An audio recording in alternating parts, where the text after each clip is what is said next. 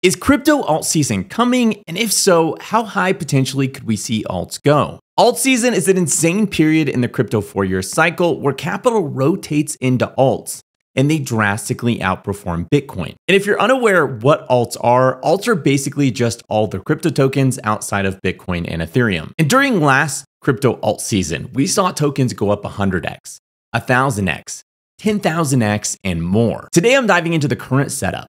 Historically, what we've seen leading up to past alt seasons, and I'm asking the question, are we on the cusp of the next alt season? Keep in mind, this is just my personal thoughts and what I'm personally thinking about the market. My channel is more like a giant Pinterest board of my ideas and thoughts. None of this is investment advice, and you should always do your own research. Okay, so let's start with what causes alt seasons. I've spent a decent amount of time studying past alt seasons and trying to figure out what causes them in the first place. Why do we see these insane alt seasons, and what are the first principles that lead the market to this stage? And at this point, I feel like I have a pretty decent grasp on what ultimately does cause alt seasons. And the short answer is an increase in liquidity and deep-rooted human psychology that lead us to alt season. But let's break it down. The first element that causes an alt season would be that we typically see some sort of increase in liquidity that makes its way into the crypto market. And this could come from either global liquidity increasing or just simply the price of Bitcoin and ETH increasing. But typically it's from both of those things happening. And let me explain how this works. When Bitcoin and ETH go up, it creates what's called a wealth effect. Almost everyone in crypto holds some amount of Bitcoin and ETH. Not to mention, across DeFi, there are countless pairs of Bitcoin and ETH. Countless treasuries and projects hold Bitcoin and ETH. Quite literally, almost everyone in crypto becomes richer overnight when Bitcoin and ETH go up. This is massively magnified by the fact that leverage enters the system as many take out loans against their ETH and Bitcoin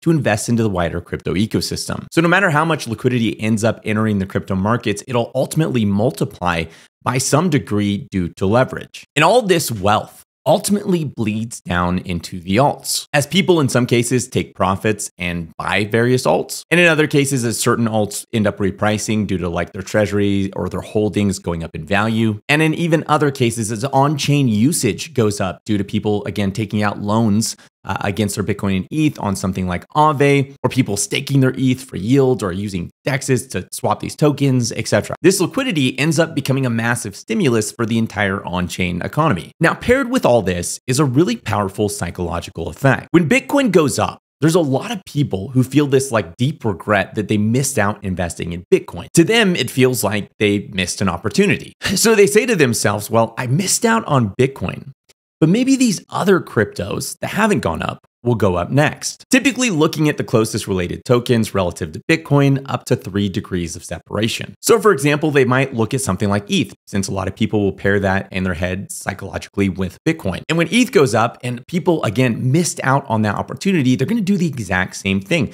They're gonna look up to 3 degrees of separation at the different opportunities that they could potentially invest in that might be next. So for example, they might look at other layer 1 blockchains. They might look at something like Solana. They might look at something like AVAX, etc. And we'll call that 1 degree of separation since those things are literally competing to be the same thing that Ethereum is. They might also look at various layer 2s like Optimism, ZK Sync, Arbitrum, Polygon, etc. And I'd consider that 2 degrees of separation. They're not the same thing as Ethereum. They're not another layer 1, but they are very closely related. And beyond that, people might expand out even further, looking at things like Chainlink, Uniswap, Aave, Maker, etc. And I'd consider that 3 degrees of separation. It's not a blockchain, it's not a layer 2 blockchain, but it is very closely tied into the growth and activity of those things. And then the cycle just repeats and keeps expanding out until really every good opportunity is found and pushed up in price. For example, maybe say if Uniswap goes up, they might look at Cal Protocol, they might look at Dinero, they might look at Pendle, they might look at Index. Again, until the market has sufficiently found the vast majority of good opportunities. And as this cycle happens, obviously the further out people have to search to find projects that could go up next, the smaller those projects tend to be. And of course, when you take a really small project and invest even a small amount of capital, it'll send that project skyrocketing. So as the cycle accelerates, it aggressively attracts more and more participants as the gains get more and more dramatic. So for example, maybe Bitcoin from bottom to top goes up a 9x, maybe ETH from bottom to top goes up a 15x. Then let's say Uniswap or something like that ends up going up a 30x, followed by Index or Pendle or something like that going up 100x. Then some obscure crypto project that's super tiny ends up going up 1000x, and so on and so forth. The bigger and bigger gains attract more and more retail who wants to come invest into the market. And retail continues to look deeper and deeper for opportunities as the obvious ones get swarmed. Until eventually we hit the Ponzi phase of the cycle where a completely worthless project starts skyrocketing in value due to the market running out of good projects with strong fundamentals and no more of those being left. So they have to end up searching kind of in the dumpster bin of crypto projects for those gains that they're, felt like they missed out on. And because at this stage, the market has attracted so much attention and there's so much new retail showing up to invest in these things, the Ponzi's do actually end up working for a while. They make a lot of people a lot of money. It's kind of like the bat signal for like the last wave of users who swarm around these things, think that they're going to be like mega rich, and then obviously the whole thing collapses. We go into a bear market and it starts over again. It's also a little bit before this time period that we see things like NFTs start to gain traction and take off. Typically, people have made so much money in the market, they start to look for things they can invest into just to simply like flex. Think of how people will buy a Rolex or they'll buy a Lambo, etc. At this stage of the market, people think they're geniuses. They think they're going to be like mega wealthy for life. They want to like form into these super exclusive VIP communities. And that's why you have like this attraction towards things like NFTs, etc. These are luxury status items that typically pop off at the later stages of the market, not at the early stage of the market. You specifically need people who have a ton of extra cash to burn, and again, kind of a lack of opportunities in the space for people to be willing to spend $2 million on a profile picture NFT. Now, during this entire process, there's this phenomenon called watermarking that makes things extra crazy. And really an easy example to understand this phenomenon is the relationship between ETH and Solana. The narrative around Solana is that it's like the ETH killer. It's the next Ethereum, and therefore it's underpriced relative to Ethereum, which means for all intensive purposes, the price of Ethereum acts as sort of like an anchor price for Solana. And really, it sort of acts like a ceiling for the price of Sol. As Sol gets closer and closer to the market cap of Ethereum, it naturally slows down. And you can see the same relationship with ETH and Bitcoin. As ETH gets closer and closer to the price of Bitcoin, it as well naturally slows down. The way this works is everyone will say, so-and-so token went to $10 billion. So this token that's kind of closely related to that token could also go to $10 billion.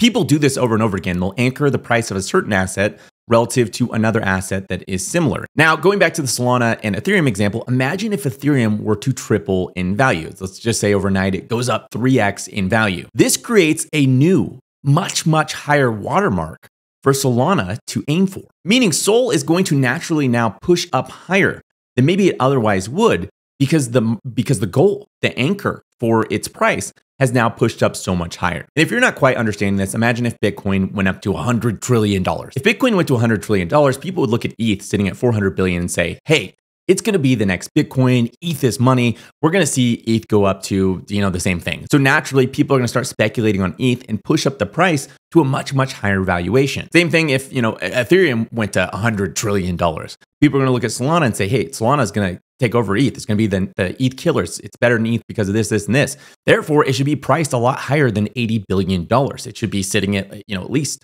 20 trillion, 50 trillion, or whatever. This is watermarking. The higher the alpha asset goes, the more the beta assets will push up relative to that price. And these watermarks basically act as sort of like these aggressive loops throughout the altcoin season and throughout the 4-year cycle that push prices higher and higher. And that's because as people miss out on opportunities, say they missed out on Bitcoin going up in value, so they're investing in Ethereum or they're investing in Uniswap or whatever. Even though they're definitely putting some money into Uniswap and Ethereum, etc., they might also be putting some money into Bitcoin, speculating, that maybe it could go a lot higher. People tend to believe these things in a bull market. Even if it's at $100 billion in market cap, they'll be spinning some sort of narrative on why it's going to hit $1 trillion or $2 trillion or whatever. So every new entrant into the market brings more liquidity. That liquidity does end up getting splintered into the beta assets, but a little bit typically does also go to that alpha asset as well, pushing that asset higher and therefore pushing up the watermark for that asset, which pushes up all the beta assets, and then the betas of the betas, etc. Okay, so there's a lot more to it than all this, but I feel like I've given you a basic understanding and overview of what causes alt seasons,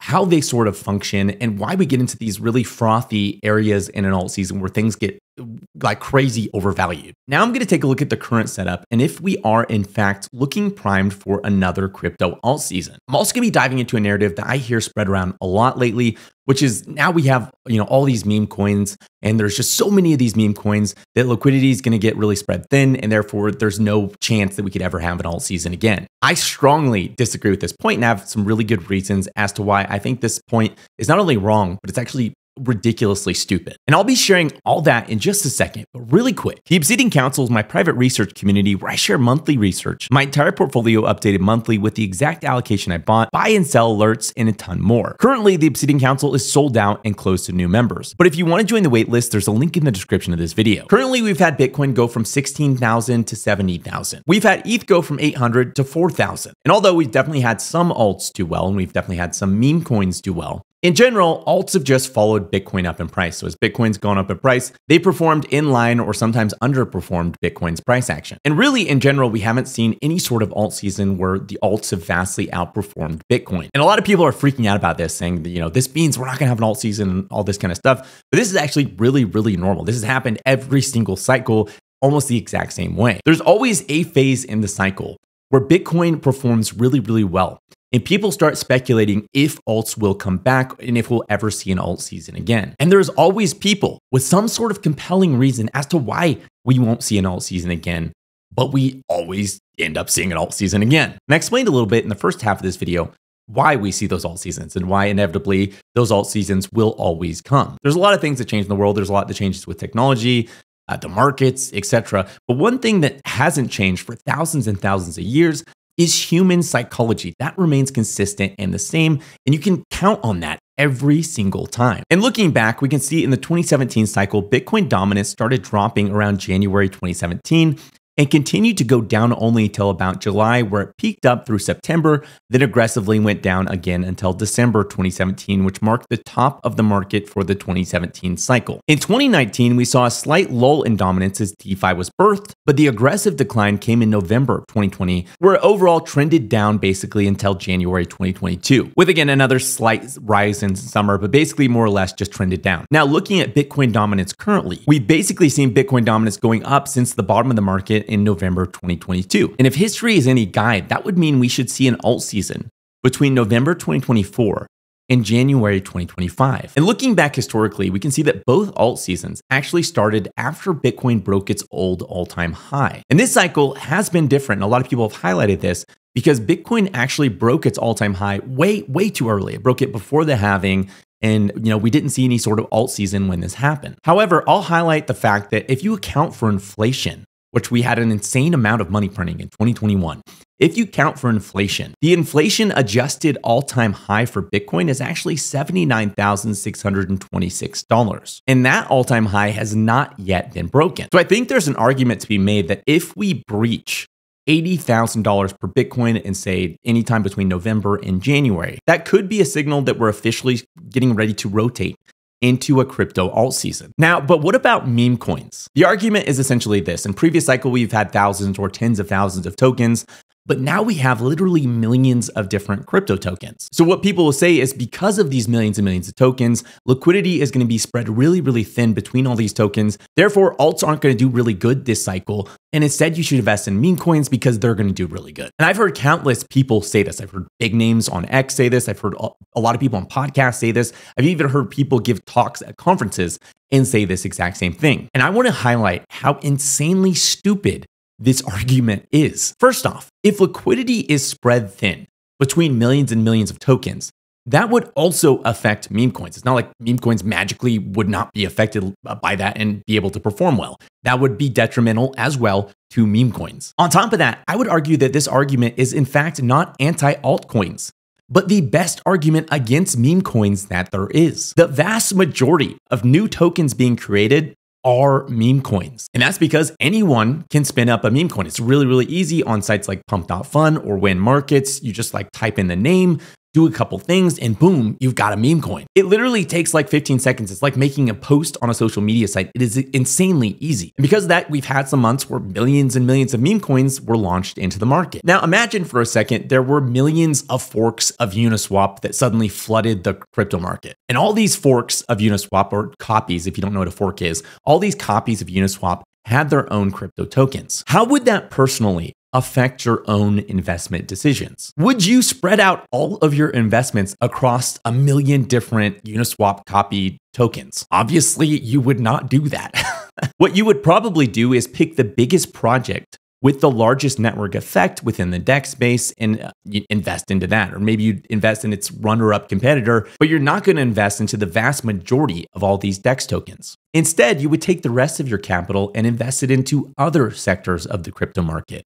Maybe AI tokens, maybe gaming tokens, maybe DPIN tokens. The only sector millions of DEX tokens would be bearish for would be the DEX sector. In the same way, when you have millions of meme coins that are basically the exact same thing, it's only spreading around the liquidity within the meme coin sector. And I would argue pushing people more and more towards filters to try to filter out the garbage projects and find the good ones. And the way you filter projects and find the good ones is via fundamentals. I'd argue, similar to anything else, the market is going to bucket meme coins as essentially one single sector of the market, similar to what it did with NFTs last cycle. We'll definitely see money rotate around within the meme coin sector, and we'll see certain meme coin projects pop off, but it'll be one specific bucket where people go to gamble a little bit of their money, not invest their life savings. They might allocate some of their capital into memes, but serious money is going to stick to fundamentals, not guesswork, because markets need some sort of fundamentals to distinguish the good projects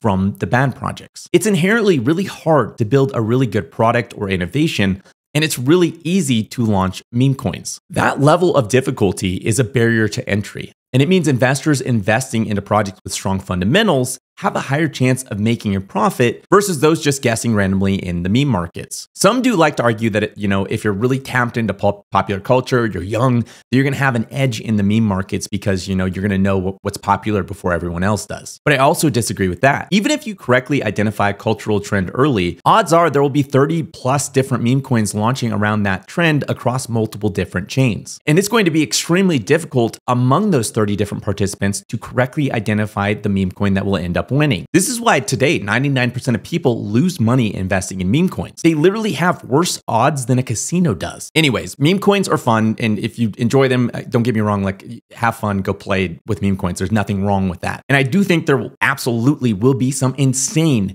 meme coin action during this cycle and some winners that get to insanely, ridiculously high market caps. And I also believe that some of the biggest success stories of people going from nothing to multimillionaires are going to come out of the meme coin markets. However, it's a lotto ticket, and the vast majority of people that invest into the meme coin markets are going to lose. Back to my original point though, meme coins don't take away from altcoins for all the reasons that I've laid out. Meme coins are inherently different and just a single use case of crypto. In fact, I think just like NFTs, meme coins are likely to attract a new wave of retail participants into the crypto markets that otherwise wouldn't invest at all. And those people might come into the markets for the meme coins, but eventually they're going to find themselves in the alts. More tokens just inherently means fundamentals become more and more important for projects to distinguish themselves as good projects versus the bad projects. To sum it all up, I definitely think there's a strong possibility that we're heading into an alt season, and we could see that kick off later this year or early next year. The metric to watch to know when we're entering that alt season is going to be Bitcoin dominance going down. Meme coins won't hurt or stop an alt season. In fact, in my opinion,